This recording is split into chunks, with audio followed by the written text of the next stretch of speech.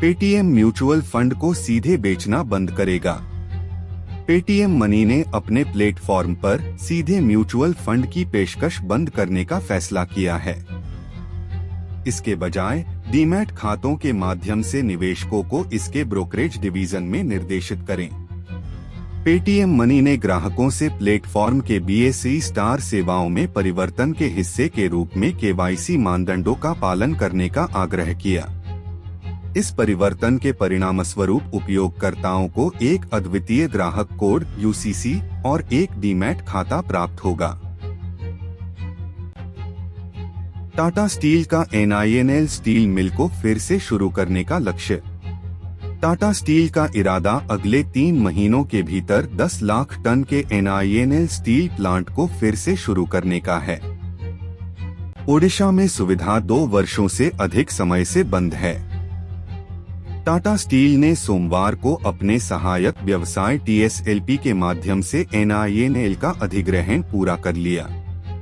NINL का अधिग्रहण Tata steel के लिए एक समर्पित लॉन्ग प्रोडक्ट कॉम्प्लेक्स बनाने के लिए महत्वपूर्ण था। गैप इंक के साथ रिलायंस रिटेल पार्टनर्स।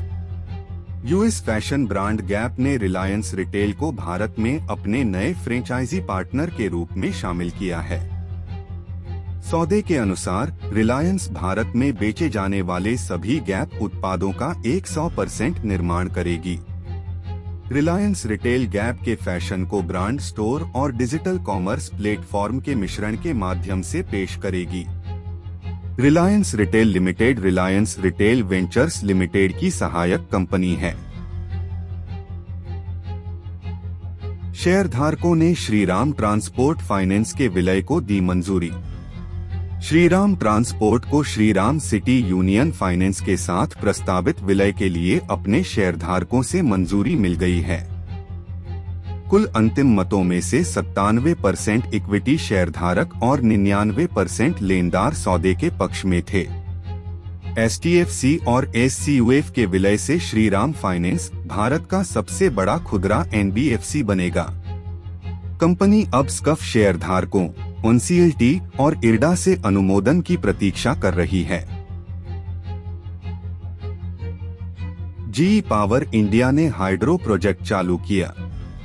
हिमाचल प्रदेश में GE power India limited GPIL द्वारा 180 मेगावाट की बाजोली होली परियोजना शुरू की गई है।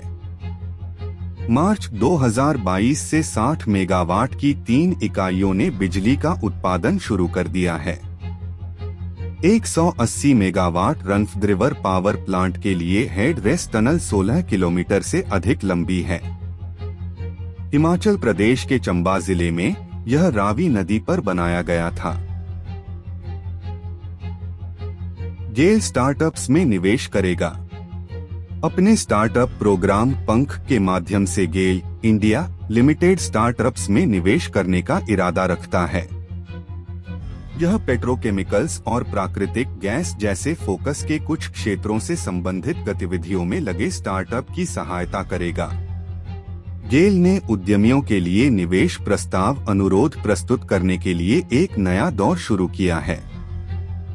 गेल की वेबसाइट पर गेल पंख नामक एक लिंक है जिसका उपयोग करने में रुचि रखने वाले स्टार्टअप उपयोग कर सकते हैं। बंधन बैंक ने सावधि जमा पर ब्याज दरें बढ़ाई। बंधन बैंक के अनुसार सावधि जमा और बचत खाते की ब्याज दरों में वृद्धि हुई है। 4 जुलाई 2022 को नई ब्याज दरें लागू हुई। बैंक द्वारा वर्तमान में दी जाने वाली बचत खातों पर अधिकतम ब्याज दर 6.25% है। 7 से 30 दिनों के बीच जमा राशि पर बैंक 3% ब्याज दर देना जारी रखेगा। टोरेंट फार्मा का बोनस इश्यू अगले सप्ताह। टोरेंट फार्मा के बोनस शेयर इश्यू की रिकॉर्ड तिथि अगले सप्ताह 11 जुलाई के लिए निर्धारित की गई है। इस शुक्रवार pharma stock x bonus stock बन जाएगा। शेयरधारक और बोर्ड के सदस्य तय करेंगे कि एक बोनस शेयर वितरण के लिए कौन योग्य है। टोरेंट फार्मा ने भी जून 2022 में 460% लाभांश की घोषणा की। डाबर उच्च एकल अंकों की वृद्धि की रिपोर्ट करेगा। डाबर इंडिया को अपने घरेलू परिचालन के लिए उच्च एकल अंक बिक्री वृद्धि का अनुमान है। तिमाही के दौरान पूरे क्षेत्र में खपत पर दबाव बना रहा। उपभोक्ता वस्तुओं पर खर्च का हिस्सा असाधारण मुद्रास्फीति से प्रभावित हुआ है। डाबर के विदेशी परिचालन में भी एकल अंकों की बिक्री में उच्च वृद्धि दिखाई दे सकती है। HDFC ने सेल्सफोर्स के साथ हाथ मिलाया। HDFC लिमिटेड ने मंगलवार को सॉफ्टवेयर फर्म सेल्सफोर्स के साथ साझेदारी की घोषणा की। HDFC एकीकरण की अगली पीढ़ी का निर्माण करना चाहता है। HDFC ने एक बयान में कहा कि लक्ष्य बैकएंड और फ्रंटएंड प्लेटफॉर्म को लिंक करना आसान बनाना है। सुबह 10:15 बजे HDFC के शेयर 0.62% ऊपर 2217.25 रुपए प्रति शेयर पर कारोबार कर रहे हैं। Thank you for watching. Subscribe for regular updates.